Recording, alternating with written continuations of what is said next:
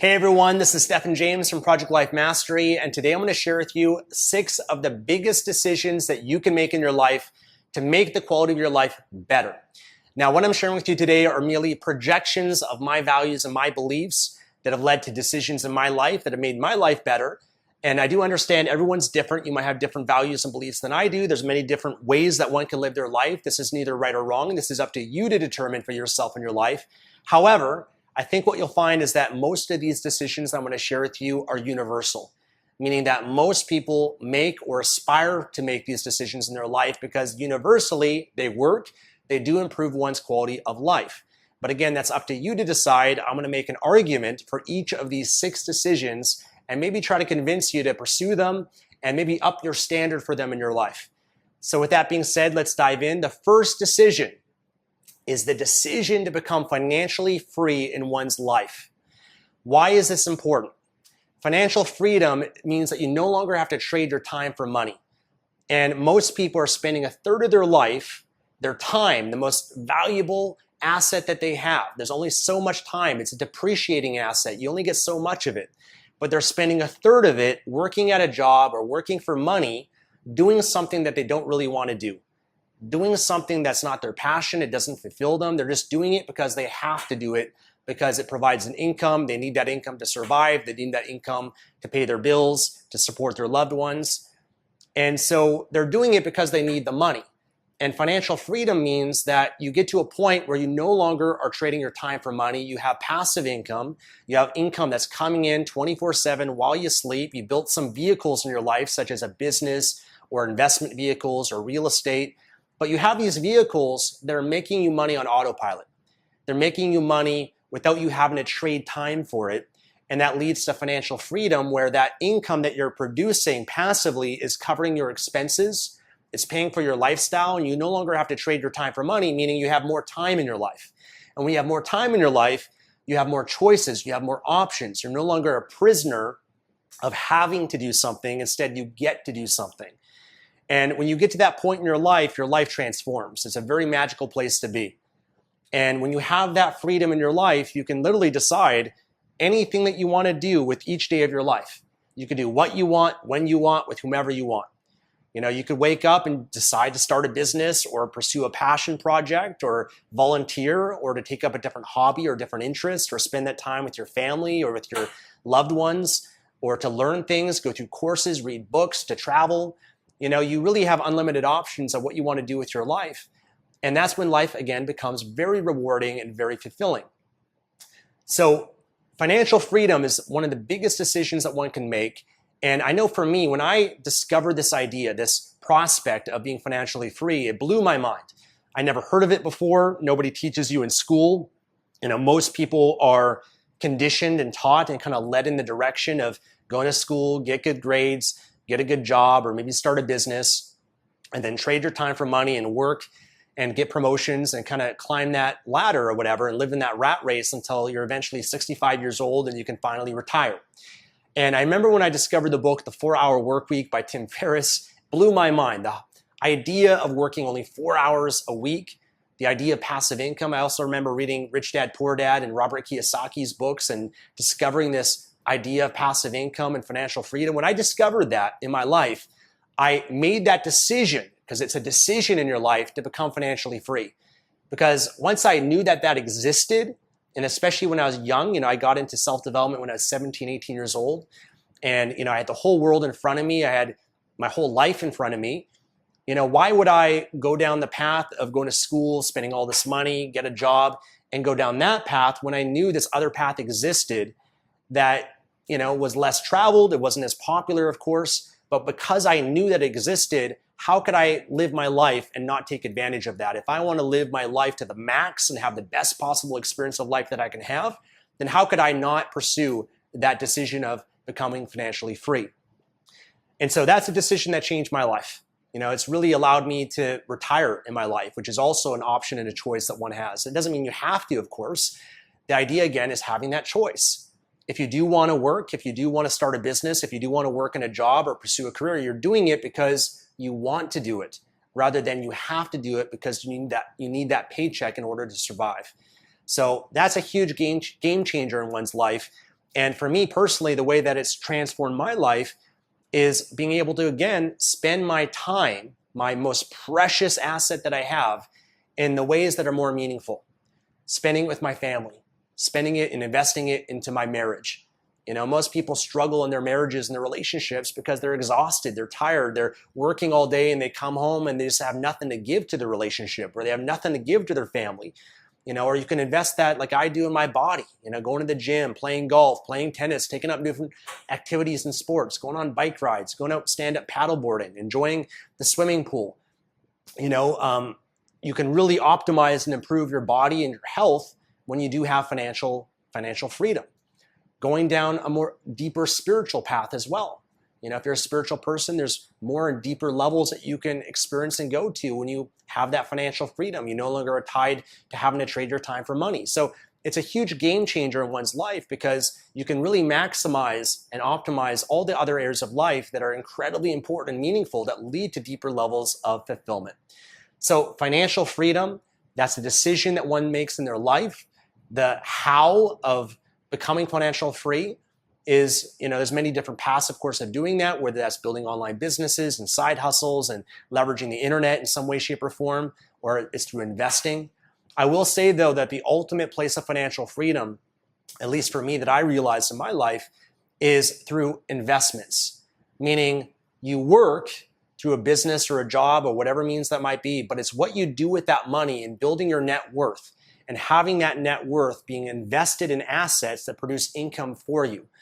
You know, if you can get to that point and have assets like real estate that pay rental income, or maybe it's stocks that pay dividends, index funds that pay dividends or interest, or some sort of passive income from those assets, that's a more sustainable source of financial freedom than having a business will ever be, because the business will depend on you and still your time and your management and being responsible to manage and run that business. And with business, the world changes, right? If you're leveraging the internet, you have an online business, that's great. You can make some good passive income from that. But as 5, 10, 15, 20 years goes on, that business has to change and evolve to keep up with the times. So it's not fully passive.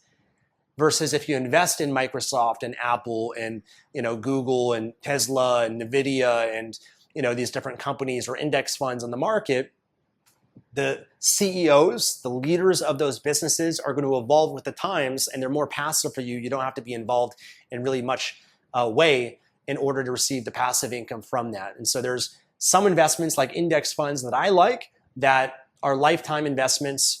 They're ones that I don't really need to sell or trade or anything like that. They're set and forget because they're going to outlive me in my lifetime and produce a forever passive income and that financial freedom that I really want. So I'm not going to go tactical in this video when it comes to that, but making that decision of financial freedom is really key. And one more piece I'll say on this. One of the most difficult decisions I had to make in my life, I remember, was making a sacrifice of immediate short-term income that I was making from what I was doing, and instead investing that time that I could be making over here, immediate income, and investing that into that long-term dream of becoming financially free. So let me give you this example. So I remember I had a coaching business, and I was doing one-on-one coaching, which means that I was trading my time for money. And I wanted to make more money. And so the way that I made more money is I did more coaching. I took on more clients, and I was making pretty good money for every client that I coached. And so I could fill up my days and fill up my weeks with coaching clients and make pretty good income immediately. But the problem with that is that I was trading my time for money, meaning that if I stopped working, if I stopped serving clients, if I stopped getting clients, then that income would immediately stop. So I had to make the decision, though, because I realized that this was not sustainable in my long-term goal of becoming financially free, because, you know, I'm trading my time for money. And so I had to make the difficult decision that I think most people are going to have to make in their life or might have to make, where I realized that I needed to cut back on my clients, my coaching clients, and take less income and free up a couple hours a week, and instead invest those couple hours a week that I could have been making money with, but instead invest that into a vehicle like my online business that would not produce any immediate income for me. You know, it's very difficult to make that decision, right? Because here, you know, you could spend those, 4 hours or 10 hours and make a certain amount of money in your job, or, something that you can trade that time for money. But instead, by starting a business, you're not getting paid right away. You're building a potential asset that can then produce passive income for you. And so here I was, making that difficult decision because I knew what I wanted. I knew what I wanted long term. And so long term, I was willing to make that sacrifice, and I was able to, build my business on the side and put in a lot to it because I believed in it. I believed in the financial freedom that I wanted in my life. And then sure enough, as time went on, I started making money from that, and it became passive.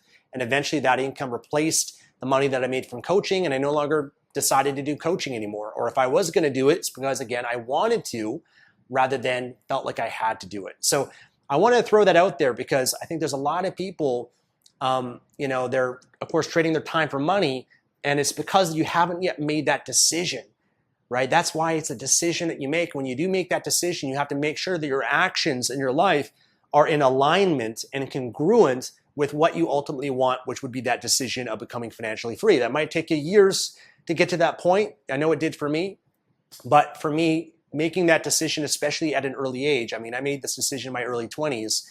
It's allowed me now in my 30s to live totally free, however I want to live, and it's freed up now the time to do whatever the heck I want to do. So all those sacrifices that I made in that short-term period were definitely worth it.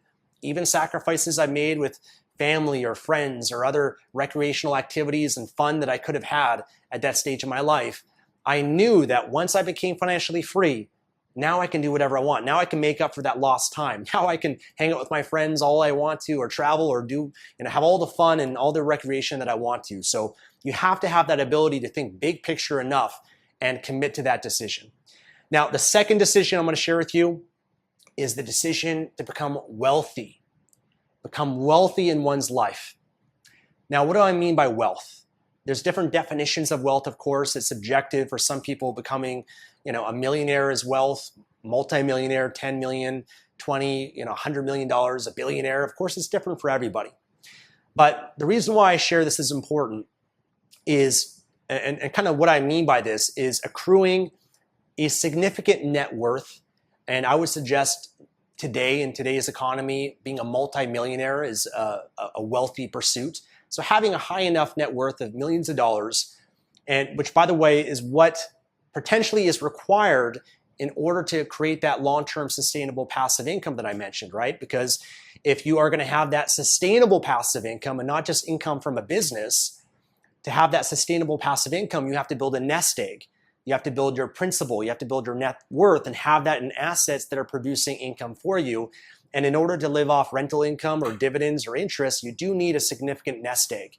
You need to build a mother goose that's laying the golden eggs.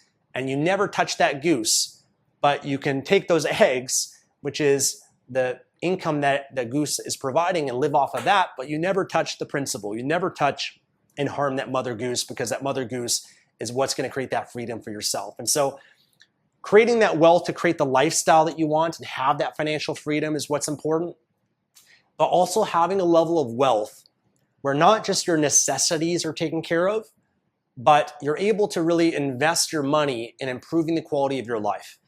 Now, for everyone, that's different. For some people, they want to have wealth so that they can have nice cars and nice homes and, materialistic things. And those things are great. But I'd argue that the biggest values that wealth can bring and provide for one's life is, number one, being able to really improve your health. So, for example, having the financial means to be able to eat organic food, food that's less processed, food that's not genetically modified, food that is, organic, like, fruits and vegetables that has, rich soil that has the nutrients intact. Obviously that's quite expensive with the cost of living today and inflation, and, it's not everyone can afford to live in the way which is the best for our bodies.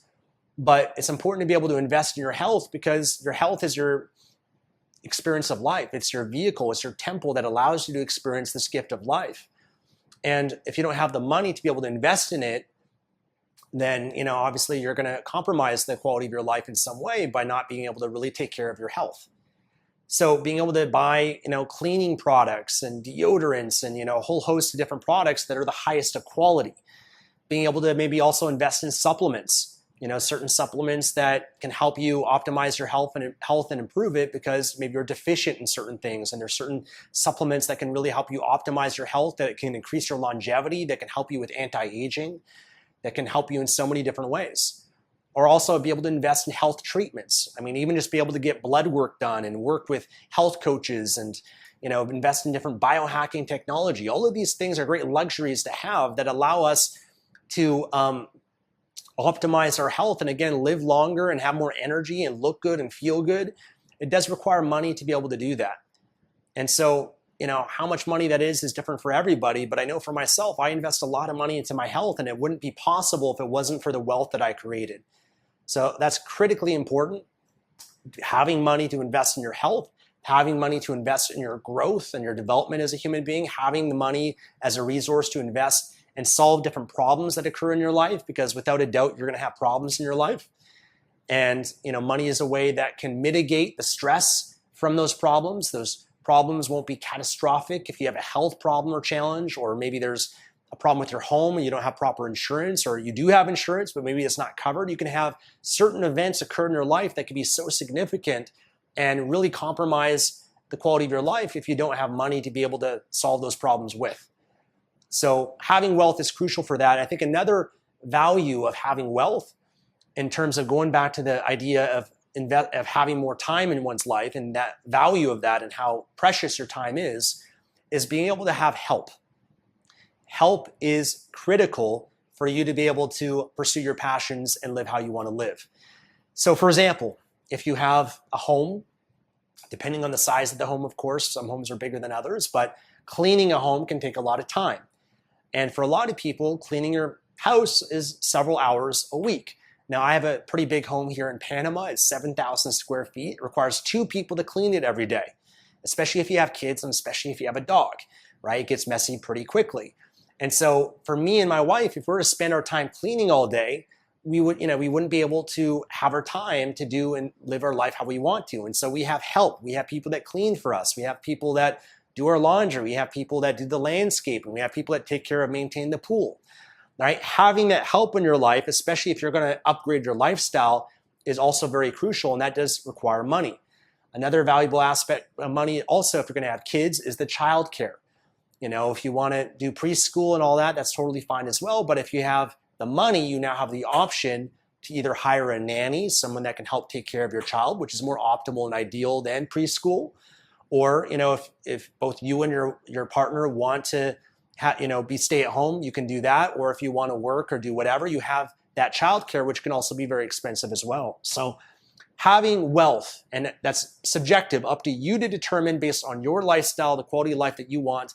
But having money, having wealth, I think is a critical decision to make in one's life, to go beyond average, go beyond most people, to be able to absorb inflation, economic downturns, to be in a situation that if there is a war, if there is some sort of situation going on, that you could flee the country, you can go live somewhere else. I mean, there's people that are in some parts of the world like Venezuela or Ukraine or, certain conditions, and they can't leave because it's a financial matter. And when you have wealth, guess what? You can get another passport, you can get another residency, you can travel, you can pick up your family and go somewhere else. And so even thinking from a survival perspective, for the worst possible case scenarios, wealth is a protection of that, and is basically a way to help ensure that you survive with whatever's going on in the world. So I think in today's day and age, it's even more important than ever.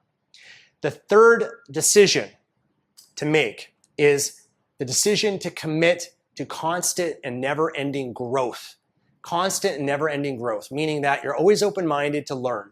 You're always open-minded to learn something new, to apply a resource or find resources that can improve the quality of your life. Now, most people have a fixed mindset. They're very rigid, they're very closed off to new ideas, and they're very comfortable and complacent in their lives. And the challenge with that is that, you're going to suffer and struggle in life, and you're going to have problems that occur that you're going to feel hopeless, that you're not going to be able to get out of.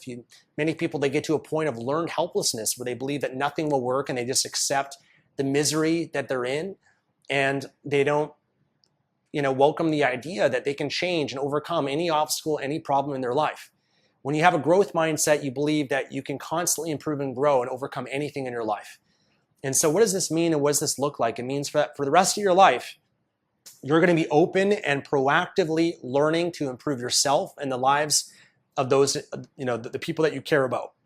And so that could be reading books. It could be, going to seminars, listening to podcasts, going to online courses, listening to audiobooks, exploring and being open to other resources, being able to try different things.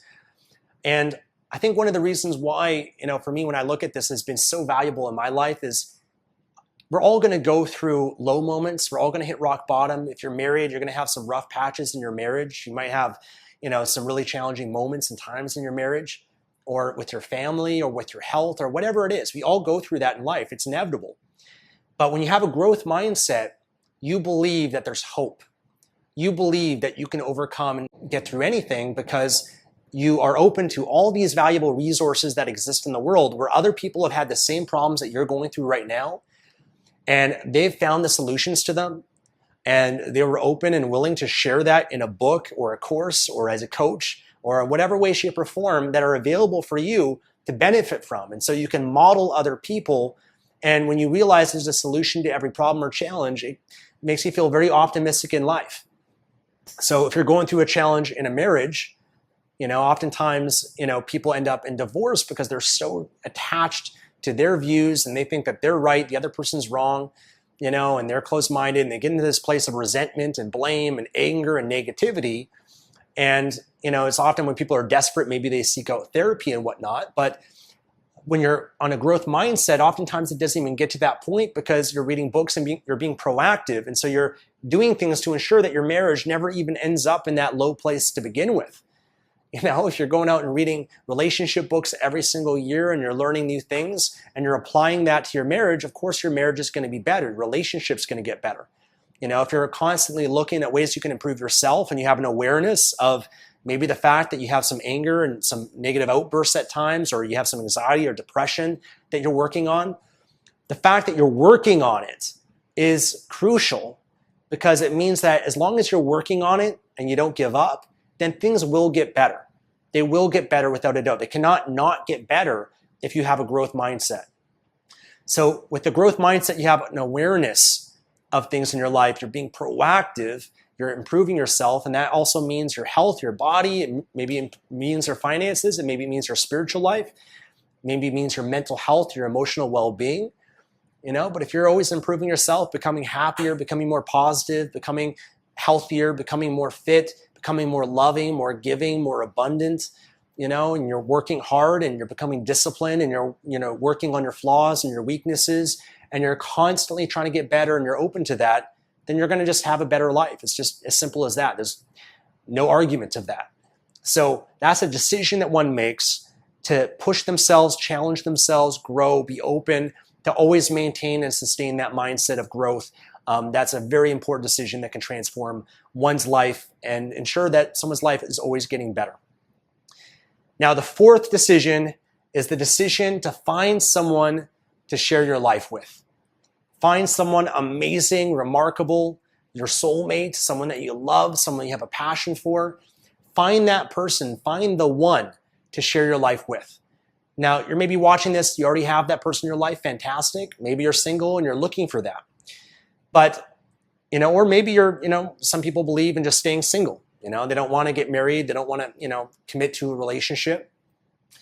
My argument for this is that experiences in life are amplified when they're shared. We're meant to share experiences in life. There's only so much that we can experience on our own.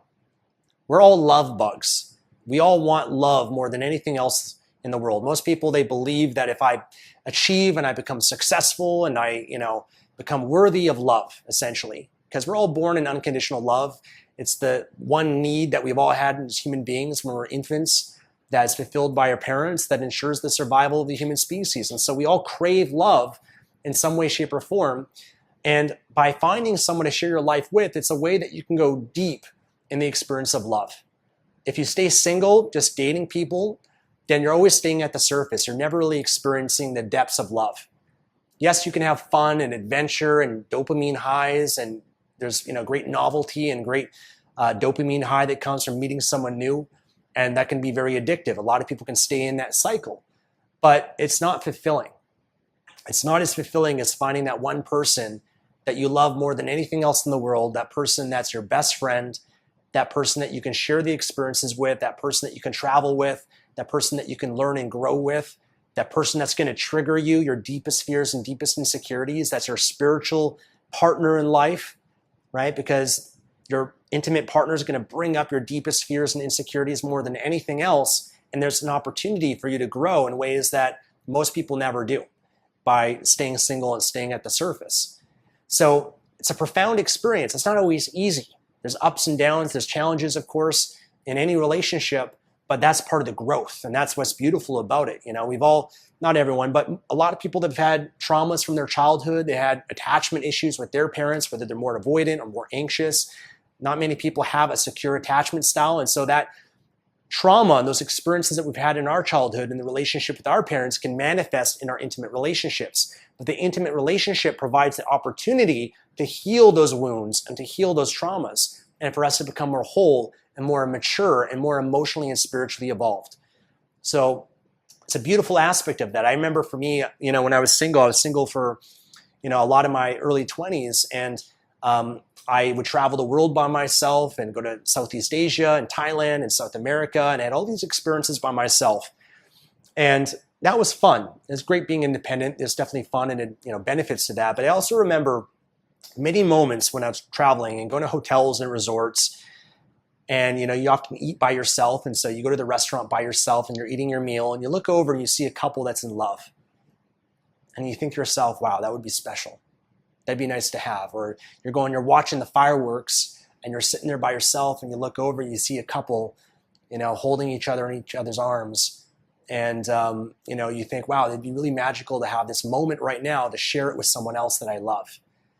You know, I know for me, just traveling the world, thinking, wow, how much better would this be to have someone that I can share these experiences with? You know, even moments I had when I became financially free and became financially abundant, you know, make all this money, it's like you can't really tell anyone. You know, you can't really tell your friends how much money you're making or certain experiences. It's going to make other people uncomfortable. There's very few people you can share that with. But when you have someone to share it with, which is your intimate partner, the person that doesn't judge you, they love you unconditionally, that's special. And so a relationship allows us to grow. It allows us to experience the depths of love. They allow us to spiritually evolve in our lives. They allow us to amplify the experiences and to share this journey of life with somebody. You know, you don't want to be in the position where you're in your 60s and 70s and 80s and you're alone.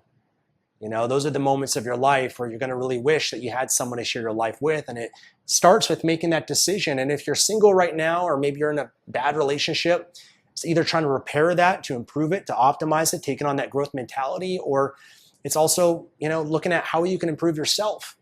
You know, how can I become a more attractive product that I can put out in the market that can attract the right person to me in my life? How can I improve my confidence, my social skills? How can I be a better, you know, potential prospect that other people desire and want to pursue and want to be in a relationship with? Or maybe there's certain principles and things that you need to learn that no one's ever taught you about relationships, about the masculine, the feminine, and all these different dynamics that can be quite complex, and that's why it's so valuable to learn about it.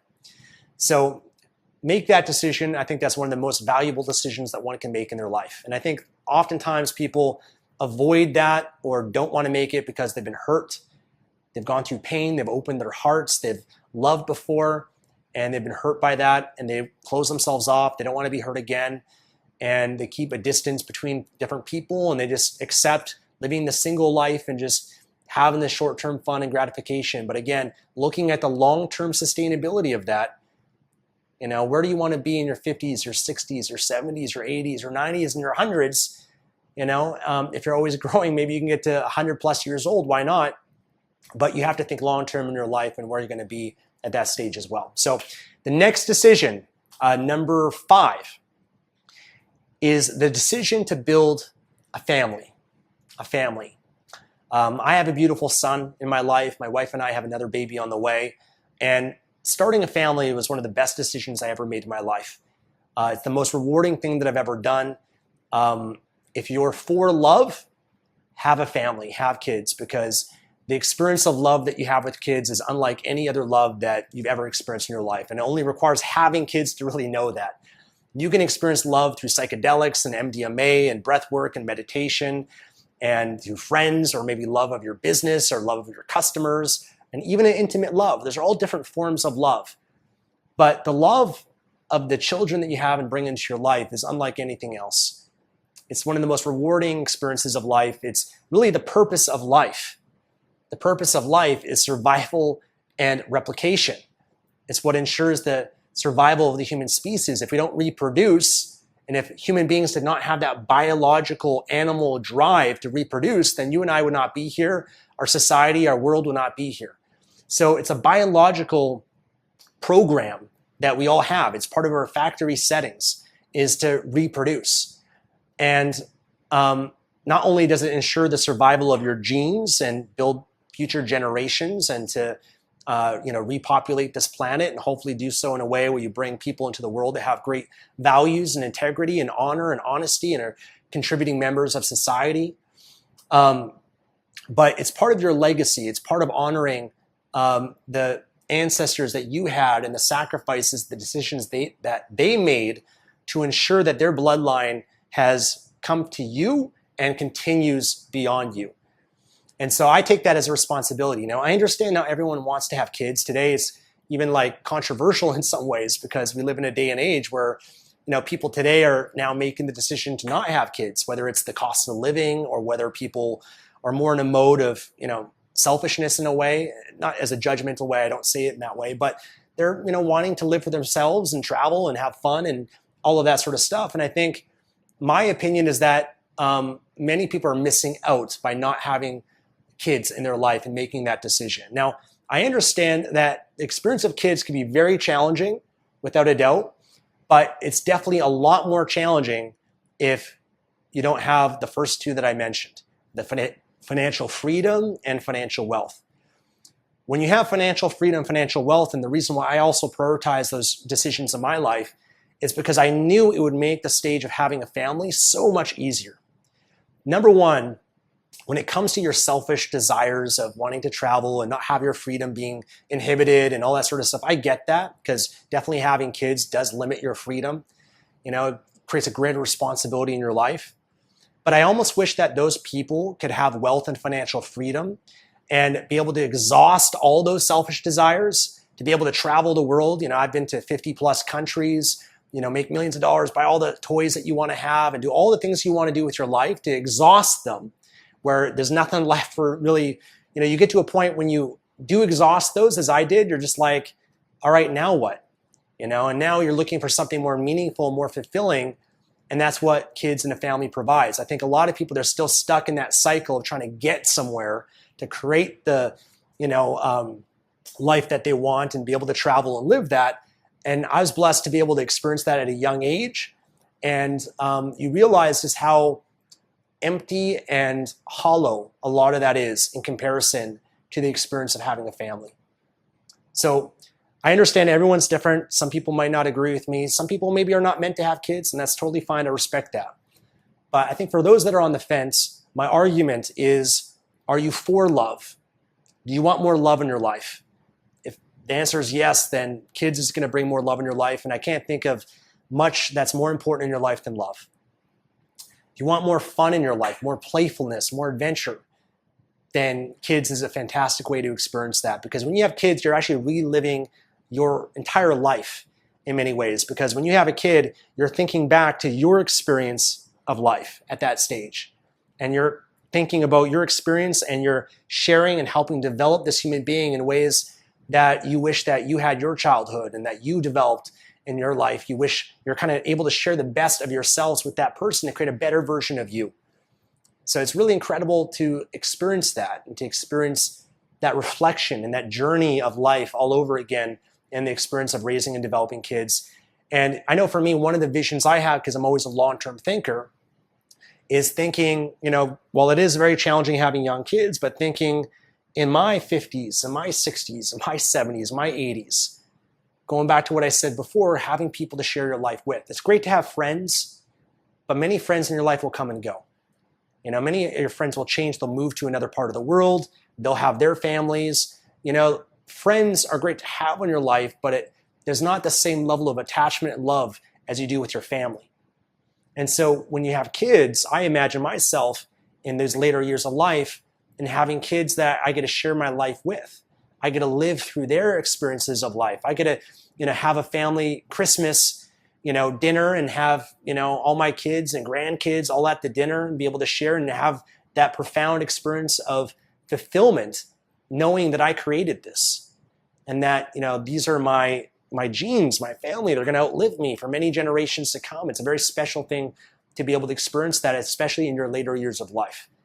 So I always think in long term in that capacity, and I'd encourage you to as well, because yes, I totally get it. Very challenging to have kids, but again, the financial freedom, the financial wealth makes that experience so much better and so much easier because you can have the help, you can have the time, all of that, what most people don't have, can make that experience magical and incredibly fulfilling. So that's why I also share those decisions as well. Now, the last decision is the decision to commit to a spiritual path, having spiritual practices in your life. Now, I understand, again, this one, everyone's different. There could be a form of religion. Some people don't believe in religion or God, and they're an atheist or agnostic or whatever it is. Some people are more New Age spirituality. I'm not here to tell you what to believe in, but my argument for a spiritual path, a spiritual practice in your life is that it makes your life significantly more meaningful and fulfilling. When you believe in a higher power, when you believe in God, when you believe in something greater than yourself, it allows you to experience life through a different filter, a different lens, that you believe that you're being guided. You trust in something greater than yourself, that when you're going through hardship and challenge and adversity, you believe there's an empowering meaning and purpose from that. You believe that it's a spiritual reason you're going through that and it's helping you grow and evolve. So it's a tremendous benefit to have a spiritual meaning, a spiritual purpose as you go through your life. But also, not only that, but it's tremendously beneficial in the context of having morality and ethics. When you have a certain standard of higher states of consciousness that one could live by and experience, it helps ensure that you're going to be a better human being. You're going to be a better person. You're going to be more honest. You're going to be more honorable. You're going to be integrous. You're going to do the right thing. And so when you have spirituality in your life, it uplifts you and helps you live your life in a more positive way. I'd also say that pretty much all different religions and scriptures and different teachings that are being shared universally share a lot of the same things. And one of those things is to live your life with love, to receive love from your Creator. I mean, that's an amazing gift and experience to have, to know that you're unconditionally loved because you're here and that something beyond yourself loved you enough to give you this gift of life. So you're able to receive a tremendous amount of love, but also live your life with love. Another universal is forgiveness. A spiritual practice helps you forgive others and be able to let go and surrender, to trust in something greater than yourself and have faith. When you are going through hardship or someone's wronged you, it teaches you not to seek revenge, but to pray for that person, to send them blessings, to take the high road, right? That's what spirituality allows you to do. It just helps you become a more conscious human being, that you have something to strive for to be better in life. And most often different religions and throughout different spirituality, there's different historical figures, whether that's Jesus or prophets or the Buddha or Krishna or whoever it might be, Muhammad, that are positive examples and role models for us to also live up to as well. And so that's also very valuable to believe in and have that in your life for that purpose as well. I'd also say that spirituality allows you to experience what's really important in your life. Oftentimes, it's very easy to get caught up in the superficial ways of living life, to get caught up in greed, get caught up in different temptations, get caught up in pornography or sex, and you can easily be led down these negative paths in life. You can see it in people in Hollywood and see different celebrities and see different people that you can tell they don't have a spiritual practice in their life because they've made some really bad decisions that have gotten them in trouble. And I think a spiritual practice in your life kind of keeps you humbled and keeps you moving towards being a good quality person. But I think a lot of people, they get, again, tempted by a lot of these different short-term pleasures in life that pull them away from spirituality. I think often they get consumed by things that are not as important as they think they are. And when you believe in something greater than yourself, when you're spiritual, you see a lot of the insignificance in a lot of these feeble pursuits that people have, a lot of these shallow and hollow pursuits that people get consumed by. And I think also, as you're pursuing wealth, it does help humble you and keep you in check in a lot of beautiful ways. And then one more piece I'll share with it as well is I think it helps you live in the present moment. It helps you experience life for what it is rather than living in your mind all the time. It's really valuable to live in the here and now, and that spirituality helps you to live from a higher place of consciousness, a higher stage of awareness, where you're not just being run by your patterns, but you're aware of things in a different way. And that's very freeing and very powerful. So again, everyone's different. I'm not here to tell you what you should do or what you should believe. That's up to you to decide. But these decisions that I shared with you, I think, are crucial in living a better quality of life.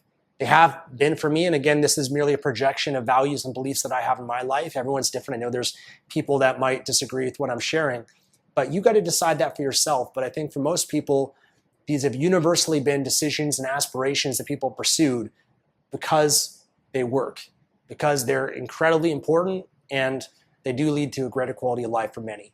So I want to leave you with that. Hopefully you enjoyed this video. I want to thank you for your time watching today. God bless you. I love you, and I'll see you again in another video. Take care.